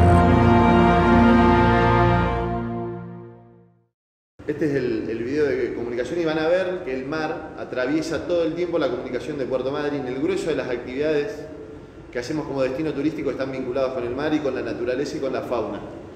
No solamente hablamos de Puerto Madryn, digamos que la experiencia de Madryn no es una experiencia de solamente venir a observar, que es algo que se da en muchos lugares del mundo, sino que tenemos la posibilidad de ofrecer esa, valga la redundancia, posibilidad única que es tener un contacto muy cercano con la fauna y con la naturaleza, siempre entendiendo que somos invitados. Si un día van a ver pingüinos, a caminar entre pingüinos, van a ver que hay un montón de carteles donde dice que la prioridad de paso la tiene el pingüino y parece una broma, pero es así. La técnica de avistaje patagónico de ballenas es reconocida a nivel internacional y eso ha permitido también que cada año haya más ballenas en el Golfo. Entonces, un poco como les decía anteriormente, la idea era, pensando en lo que venía la charla, en entender que el producto turístico, uno de los productos turísticos para Madryn, es el mar. Y ahí es donde la Armada tiene un rol fundamental cuidándolo. Digo, no pensemos solamente en la industria en el mar como los contenedores, o no pensemos solamente en la pesca extractiva. Digo, el turismo es realmente una de las principales actividades y en el caso de Puerto Madryn representa la tercera economía, detrás de la industria del aluminio y detrás de la industria de la pesca, y compitiendo con el pórfido, según cuáles sean las medidas, como tercera actividad. Una de las primeras actividades que queríamos destacar de esta industria que hay turística en el mar tiene que ver con los cruceros. Ahí van a ver un poco la curva de cómo ha sido el arribo de cruceros a Puerto Madryn, una industria que es muy nueva para la ciudad, tiene muy poco tiempo y que viene creciendo constantemente. La industria de cruceros por sí es realmente relevante. Ahí van a ver que un gasto estimado que esperamos para este año van a llegar aproximadamente 95.000 pasajeros con 44 recaladas que va a tener la ciudad. Vi que van a estar en Ushuaia, también van a ver que Ushuaia tiene muchísimas más recaladas. La diferencia entre Ushuaia y Puerto Madryn es que los buques que vienen acá normalmente vienen 1 o 2 veces. Los que están en Ushuaia son recaladas seguidas porque son los mismos buques que van a la Antártida. Lamentablemente esta industria fue la más afectada por la pandemia. Durante 2 años no tuvimos directamente industria de cruceros. El año anterior creo que llegó 1 o 2 embarcaciones y hubo problemas con todas vinculadas al COVID. Este año, con la eliminación prácticamente de todas las restricciones, esperamos tener la temporada a full. Y como les decíamos, esperamos 94.000, casi 95.000 pasajeros, lo que haciendo un gasto o haciendo una estimación bastante negativa o pesimista, van a representar más de 1.100 millones de pesos volcado a la actividad en 4 meses, entre octubre y febrero, marzo, que llegan las últimas embarcaciones. Estamos calculando $50 de gasto por pasajero, que es nada, es bastante bajo, pero era como para que pudieran tener una referencia del nivel de movimiento económico que genera. Y cómo en esta y en todas las actividades vinculadas al turismo van a ver que el impacto no es directo pura y exclusivamente sobre la actividad turística. Derrama a lo largo y a lo ancho de toda la ciudad, de toda la cadena de valor de la industria comercial de la ciudad, el turismo llega. Hay un ejemplo que siempre lo cuento y es, ahí Facundo y los chicos ya están en alguna otra charla, es redundante. El hotel más grande de Madryn, que van a ver que es el Rajendra, y me contaba que a quien él le compraba la verdura, que toda su vida habló en contra del turismo porque lo molestaba y le parecía que no trabajaba con el turismo, cuando llegó la pandemia y le dejó de comprar cajones de esto, cajones del otro, se dio cuenta que él también trabajaba en turismo, y ahí uno puede empezar a medir cómo el turismo empieza a derramar en todos los ámbitos de la ciudad. Industria de crucero, que tiene una particularidad y también vinculada al primer tramo de la charla. El grueso de las embarcaciones amarran en el muelle Luis Piedrabuena, que es el muelle céntrico de la ciudad, que recientemente no, hace un par de años tuvo obras para poder recibirlo, pero no solamente llega al puerto transportistas, O sea, estación de servicio, transportista, dueño de la tráfico, con el chofer, guías de turismo, viandas, comida, digo, el movimiento económico que genera es enorme, no solo en la industria de cruceros, sino toda la cadena de valor del turismo, pero con Cruceros Madryn siempre tuvo como una relación un tanto distante, siempre hubo como una mala imagen de la industria del crucero, que llegaban y que se iban y que no dejaban nada en la ciudad, y la verdad es que uno ve que el movimiento que generan es realmente muy importante. El emblema que tenemos en Península de Valdés, el obelisco que nada, digo yo, digamos, es como van a Buenos Aires a ver el obelisco, bueno, acá está vivo, está nadando en las aguas del Golfo Nuevo. El avistaje de ballenas tiene dos particularidades o dos tipos. Este es el avistaje embarcado, se hace exclusivamente en Puerto Pirámides, una ciudad a 100 kilómetros, una localidad a 100 kilómetros de Madrid, con estrictos controles, y eso ha permitido que año tras año cada vez más ejemplares estén, o por lo menos estén relevando cada vez más ejemplares en las aguas del Golfo Nuevo. Bueno, está Gonzalo, que es biólogo y podrá tener muchos más detalles, pero digo, se es muy cuidadoso en la técnica del avistaje. La embarcación para a una distancia, son las ballenas las que deciden acercarse o no a la embarcación. Y volviendo al tema de la industria, cuando se cazaban las ballenas, la ballena franca, que lleva su nombre por eso mismo, porque naturalmente se acercaba a las embarcaciones, esa misma actitud que hoy es lo más importante para poder disfrutarlas en el turismo, era la que los llevó prácticamente a que se extinguieran cuando las estaban cazando. Hay distintas experiencias respecto a lo que es el avistaje de ballenas. El tradicional, que es en superficie, ahora se ha sumado una nueva, que es el Yellow Submarine, que es una experiencia que se hace debajo del agua, una embarcación que tiene la forma de un submarino, y se pueden ver, cuando las condiciones climáticas son las acordes, se pueden ver debajo del agua también las ballenas. El año pasado aproximadamente llegan 200.000 pasajeros por año a Península Valdés, o son los que pagan para ingresar a Península Valdés. De esos, aproximadamente la mitad hacen el avistaje de ballenas. Y también, haciendo un estimativo, la temporada de ballenas tiene dos etapas, una que es de más bajo costo, que es de junio a septiembre, y en septiembre empieza lo que es la alta y cambia el precio, pero haciendo un estimativo entre el precio promedio y la cantidad de pasajeros, si tuviéramos la misma cantidad de pasajeros que el año pasado, que por como viene la temporada lo vamos a superar ampliamente, el movimiento económico sería prácticamente de 1.400 millones de pesos, y todo lo que genera, digo, es la actividad. La ballena es el eje de la economía de una localidad como Pirámides. Todo gira alrededor de la ballena. De Puerto Madryn, digo, Puerto Madryn tiene algunas cuestiones más industriales, pero también es la ballena un eje fundamental. Lo más importante, creo, es que este desarrollo económico se hace siempre cuidando y protegiendo sobre todo ese producto que es la ballena. Hay medidas que toma, hay veedores de provincia, hay muchas prohibiciones que no siempre se cumplen, pero que hay un protocolo armado, y eso ha permitido que las ballenas sigan llegando, y cada vez en mayor cantidad, a nuestras aguas. Esto es, acá Juan Carlos trabajó con nosotros en la Secretaría de Turismo, ahora nos dejó y se vino al Ecocentro, pero no, la verdad que Juan Carlos, que hace un gran trabajo de divulgación, que viene a este lugar que es el Ecocentro, que hoy no está abierto, pero que es un producto turístico. Toda la gente tiene que venir al Ecocentro antes de salir a recorrer, porque puede tener una idea previa. Juan Carlos fue uno de los protectores, hasta hace muy poco, de ese lugar que es el área protegida del Doradillo. Es un área protegida municipal y provincial, hay una mixtura ahí. Ese lugar tiene condiciones únicas, entre ellas que en temporada de ballenas no te puedes meter al agua, no puede haber navegación, pasan muchas cosas, y ha sido un lugar elegido, le dicen la nursery de las ballenas, porque van las ballenas con las crías ahí, y por la forma de la playa, cuando la marea está alta, las pueden ver a muy poquitos metros de la playa. Aproximadamente son 200.000 personas las que pasan por año por esa área. En ese lugar la temporada de ballenas es bastante más corta, empieza antes, ya a fines de mayo se ven las primeras ballenas, pero para octubre ya se empiezan a ir. El otro día estábamos ahí en el área viendo una obra que se va a inaugurar el sábado, y estaba Maxi Jonas, el fotógrafo que muchos conocerán, con el dron lo voló a mucha altura y pudimos ver, había 50 ballenas en el lugar. lo cual es una cantidad enorme. Y este es otro producto turístico, otra forma de ver las ballenas. Delfines, no sé, ¿quiénes son de Madrid y quiénes no? Digo, la mayoría son de Madrid, la mayoría son de Madrid. Bueno, la verdad que delfines es un producto nuevo que existe hace mucho tiempo, pero que está teniendo cada vez un auge superior.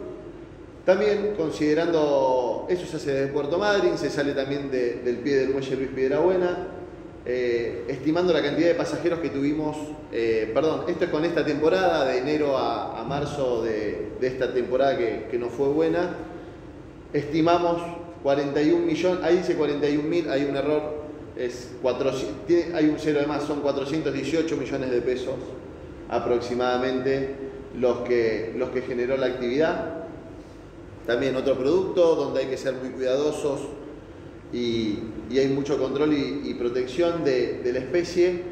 Delfín oscuro, un delfín que está en la ciudad, que hace todo lo mismo y lo vemos hacer las mismas piruetas que también hacen en esos lugares que no tienen que existir más, que son los acuarios. Lo hacen ahí y lo pueden disfrutar en total libertad. Finalmente, yendo a la parte subacuática de la actividad, el snorkeling con lobos. El snorkeling con lobos en términos turísticos fue una actividad que revolucionó la industria turística que estaba vinculada al mar, la posibilidad de extenderlo durante todo el año y sobre todo de masificarlo, porque podés hacer snorkeling con lobos sin la necesidad de ser buzo, sin la necesidad de una capacitación. Vas con tu equipo de neopren, en invierno el seco, en verano el húmedo, y la posibilidad de disfrutar con estos que son casi que perritos del mar. Volvemos a lo mismo, somos invitados en la casa de ellos y si alguna vez lo hicieron o si lo van a hacer, van a ver que la embarcación para a unos cuantos metros de donde están los lobos, y son los lobos los que deciden meterse al mar a interactuar con nosotros o no, y creo que ese es un poco el eje de la comunicación. Y finalmente Puerto Madryn, capital nacional del buceo. Por su historia, tenemos el monumento al origen del buceo, que tiene que ver con la caza submarina, y volviendo a los ejemplos que teníamos antes, cómo las actividades extractivas se fueron modificando. Esos que eran buzos y hacían caza submarina, hoy la mayoría son dueños de empresas balleneras y demás, se han convertido en actores turísticos que han aportado al crecimiento de la actividad.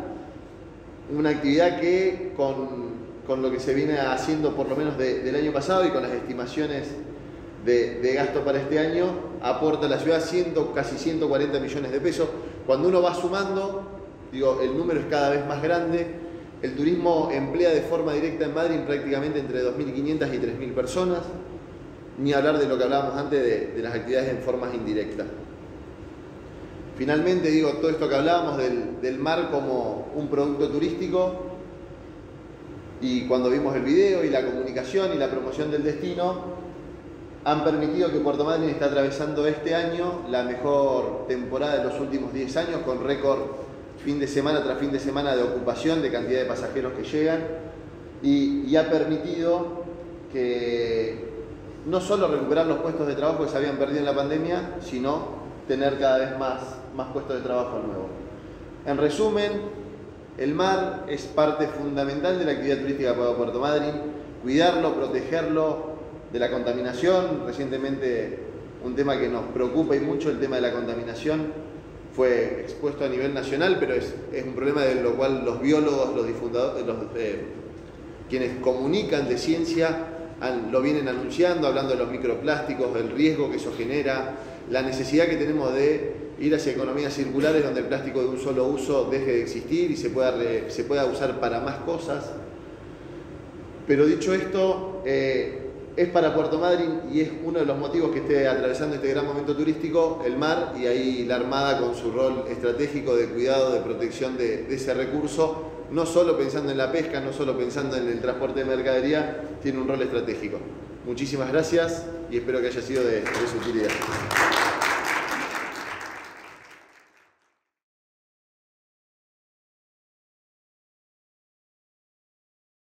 Gracias por la invitación a este espacio, gracias por la presentación y gracias a quienes nos antecedieron en esta charla. Es un gusto escucharlos. En este caso, queremos presentarles esta fusión que trae las habilidades del buceo, las estrategias para sumergirnos, la dinámica de la ciencia y de la investigación para conocer más sobre las profundidades del océano y la manera en la que lo comunicamos. Por eso empecemos con esa frase que creo que queda muy clara a través de las experiencias de las charlas anteriores y sobre todo supongo que los interpelará mucho a ustedes, siendo que nos convoca justo esto, que todos estamos en el mismo barco. Nos referimos a eso, tal vez por algo que es un mensaje muy claro para todos los que estamos acá, pero no tan naturalizado para el resto de la población, quienes en general comprenden al océano como algo separado de nuestra vida en la Tierra, cuando en realidad nosotros necesitamos el océano y el océano también nos necesita. A través de las charlas del día y de nuestro día a día somos conscientes de todas esas contribuciones del océano a nuestro buen vivir, a nuestra vida saludable en la Tierra, ¿no? Es fuente de alimentos, fuente de energía, fuente de medicina, de transporte, de turismo, también en la regulación del clima, en la producción de oxígeno, es fuente de biodiversidad, es un espacio de recreación y es un patrimonio cultural e histórico.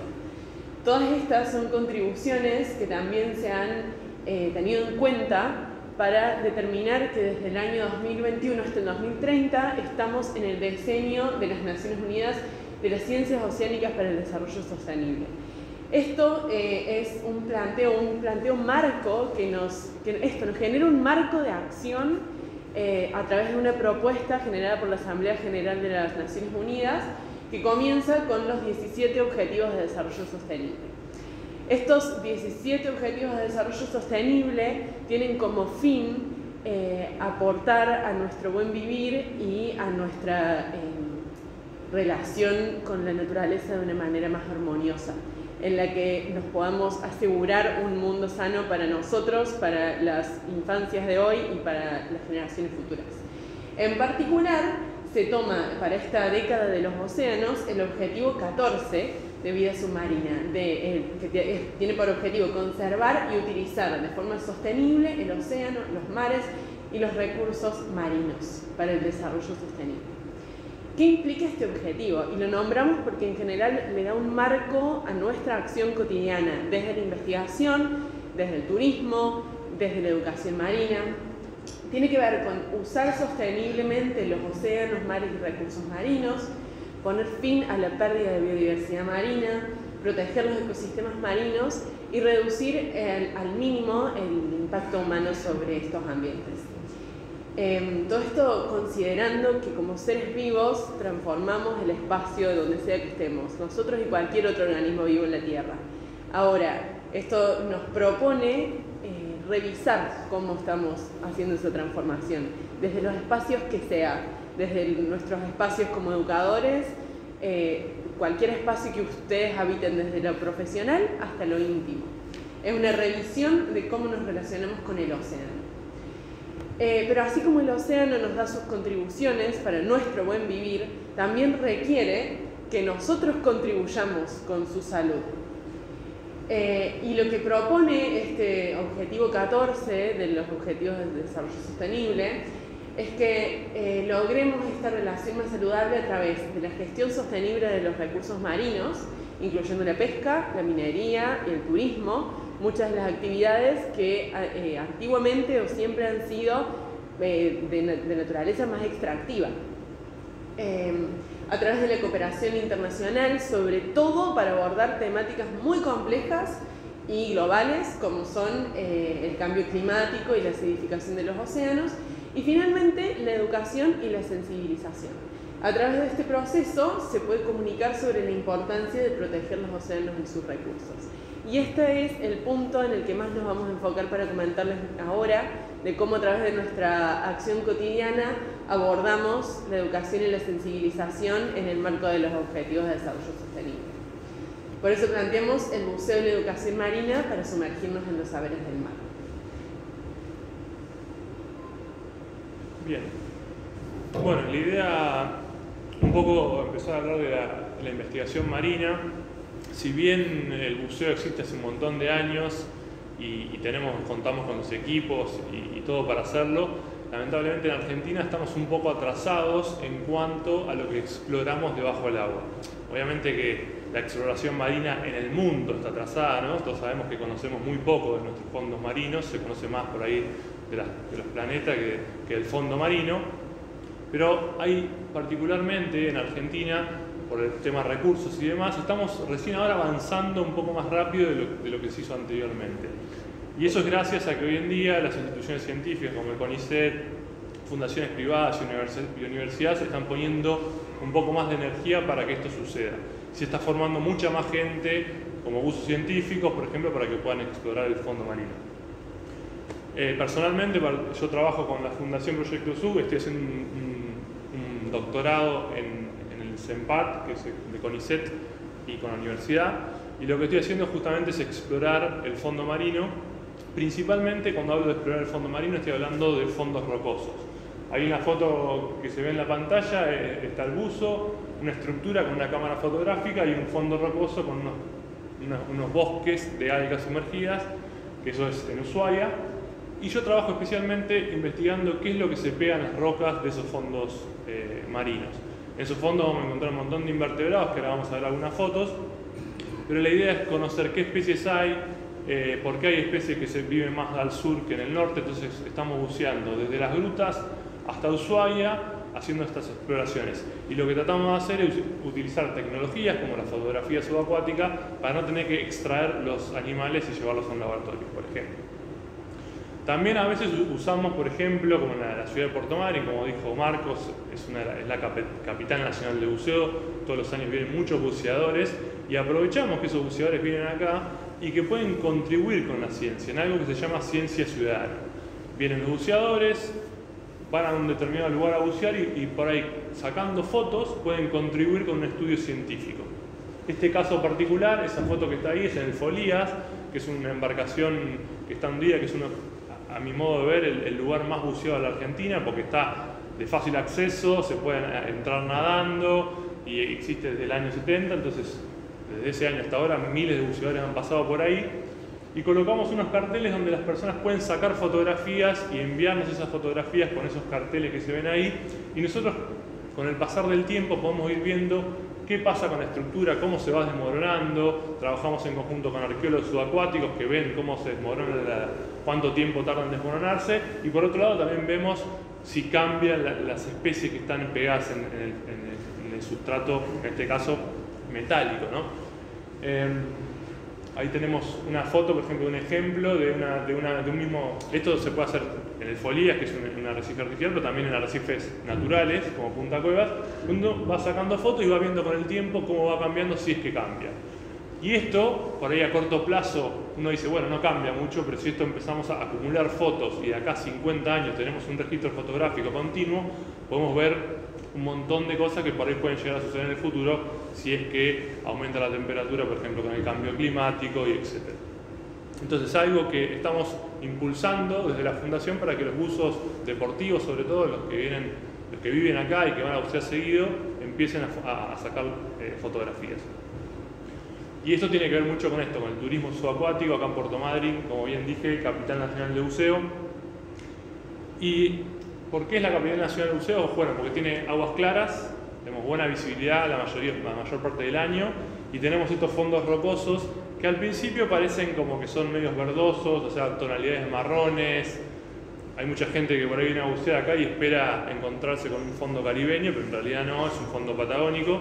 Y lo que siempre le decimos nosotros, lo que trabajamos también en el buceo, es como es la fauna que tenemos acá, y no es ni mejor ni peor que el Caribe. Lo nuestro y la forma que tiene son estos colores, pero una de las particularidades que hemos encontrado trabajando con turistas justamente es que si se empieza a hacer un poco más de zoom y uno empieza a mirar con más detalle y afinando el ojo, empiezan a aparecer colores, empiezan a aparecer cosas. Esta foto, por ejemplo, está sacada acá en la Patagonia. Fíjense la tonalidad de colores que se ve, son unas anémonas que se llaman coralimorfos, que se pegan a la roca. Tenemos esponjas amarillas, o sea, el color está, y lo único que hay que hacer es prestar un poco más de atención para justamente llevar al turista, al que viene a descubrir el fondo patagónico, mostrárselo de una manera que por ahí si se tira solo no encuentra nada, pero si va con un guía que está formado, que está capacitado, va a empezar a observar muchas más cosas. Estos son unos ejemplos de fotografías, todas tomadas acá en la Patagonia. Y después, eso un poco en relación a lo que es la investigación. De hecho, una de las cosas que estamos haciendo ahora, hablando un poco de esto de Piedra Buena, que hablamos mucho de Isla de los Estados, por ejemplo, Isla de los Estados, actualmente todos los trabajos científicos que se encuentran en Isla de los Estados fueron creados por instituciones internacionales como National Geographic. Entonces estamos luchando para poder ir a Isla de los Estados con el primer equipo argentino de buzos científicos de CONICET para hacer una investigación de base totalmente argentina, y para eso estamos como trabajando en los últimos meses. Y ahora vamos a pasar a hablar un poco de la educación, de la parte educativa y por qué es importante la educación marina. Bueno, entendemos por educación marina como todo este conjunto de saberes que resultan del trabajo de investigadores y de la fusión con tecnologías, ¿no? Porque esas fotos y el conocimiento de la belleza y el valor de los fondos marinos patagónicos, no cualquiera los logra, no es fácil, hace falta financiamiento, hace falta planificación, hace falta muchos recursos humanos y profesionalización de los investigadores para lograr conocer este ambiente que requiere que tiene condiciones bastante hostiles y difíciles, desafiantes. Y sin embargo la educación marina tampoco, como conjunto de saberes, tampoco debería simplemente reducirse ni a los espacios de educación formal ni a los ambientes costeros. Y en ese sentido dobla la apuesta un concepto que viene de la educación marina denominado cultura oceánica.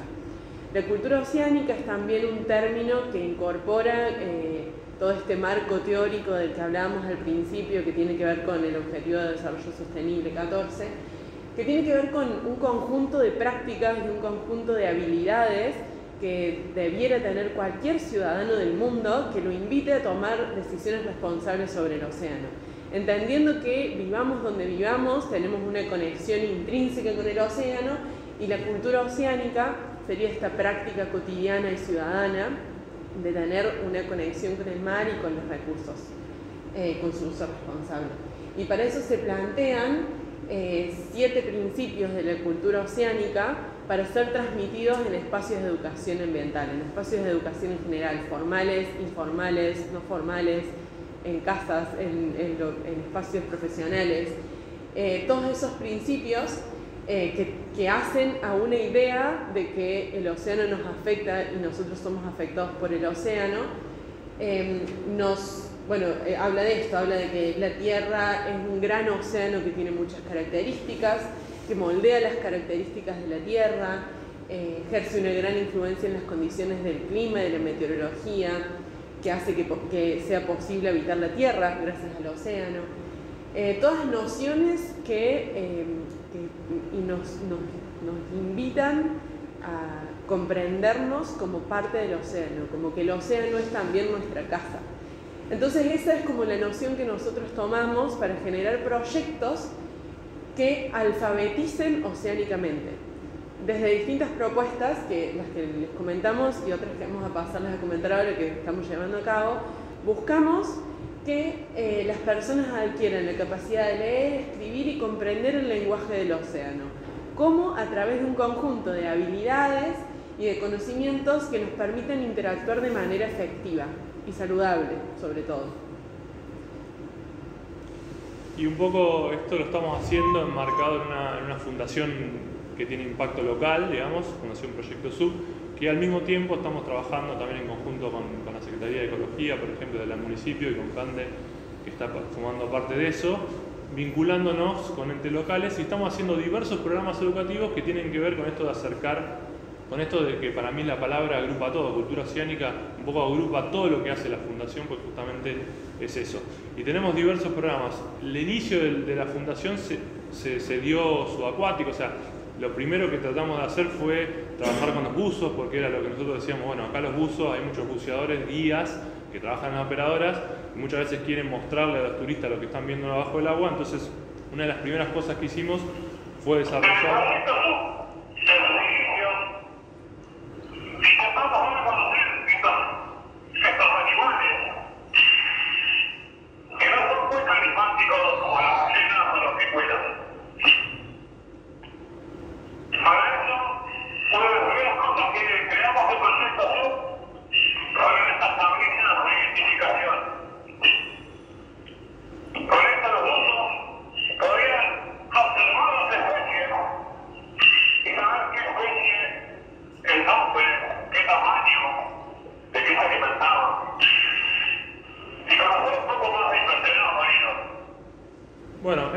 vean que ese video que vieron ahí, de hecho, es una forma que utilizamos también para fomentar el fondo marino, que es un buzo hablando con una full face, con una cámara. Y bueno, ahí mostraba el buzo esta cartilla de identificación que se desarrolló hace varios años para que los guías puedan usarla con los turistas. Y doblando la apuesta con esta tecnología, lo que agregamos fue, por ejemplo, un ROV pequeñito que puede transmitir en directo. Entonces tenemos el buzo que puede transmitir el sonido, que puede hablar, y tenemos el ROV que tiene el video. Esto lo mezclamos en una embarcación en Puerto Pirámides, una empresa ballenera que tiene un televisor a bordo. Ahí están viendo esa embarcación ballenera flotando justo arriba de un arrecife, un televisor, un grupo de estudiantes y un buzo que va a estar abajo transmitiendo en directo lo que se ve. Es una de las primeras veces que se pudo hacer esto todo en simultáneo y en directo. Y para que tengan una idea de cómo se lleva esta actividad, les muestro otro videito que describe...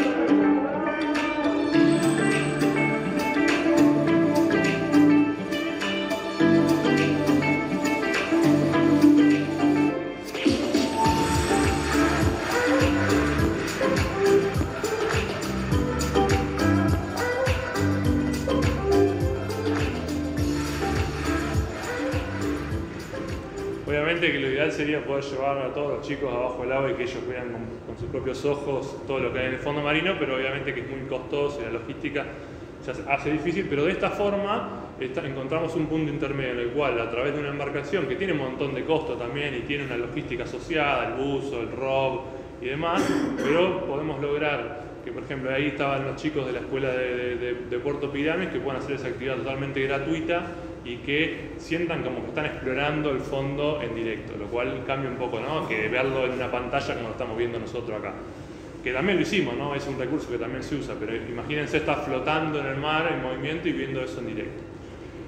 Otra cosa que hacemos también para acercar esta realidad del fondo marino es hacer videos 360. Ahí lo que estamos viendo es una burbuja con una cámara adentro, una GoPro que filma en 360, y esto se puede llevar a unos lentes de realidad virtual donde uno puede colocárselos y mover la cabeza y hacer como que está sumergido. Es otro programa educativo que trata de usar la tecnología para acercar el mar. Este es un ejemplo de cómo se vería un video, digamos, 360.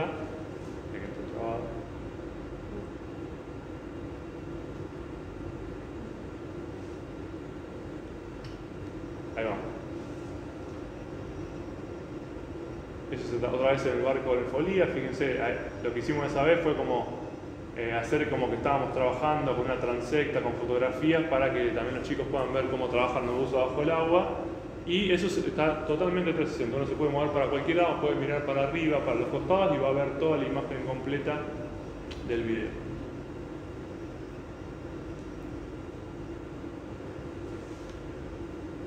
Y por último, acá ya para terminar, todos estos programas siempre incluían mucha tecnología porque queríamos, como eso, utilizar las tecnologías que están saliendo para mejorar esos productos, y sabemos que hoy en día los chicos conectan un montón con las tecnologías, pero hace poquito nos dimos cuenta que también el arte podía ser un puente, y ahí es donde nació un nuevo proyecto que se llama Danza del Mar, que Cande por ahí les va a explicar un poco.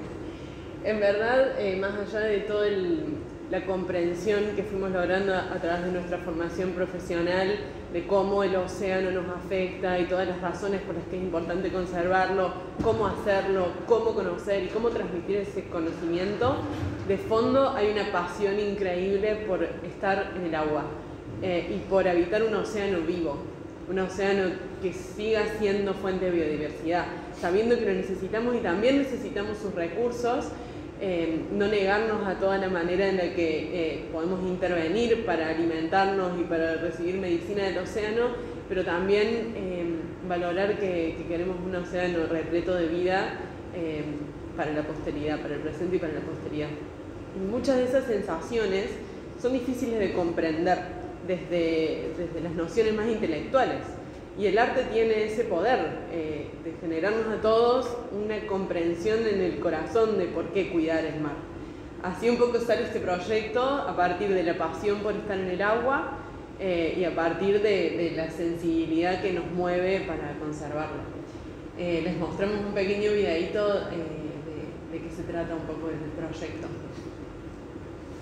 ¿Sí?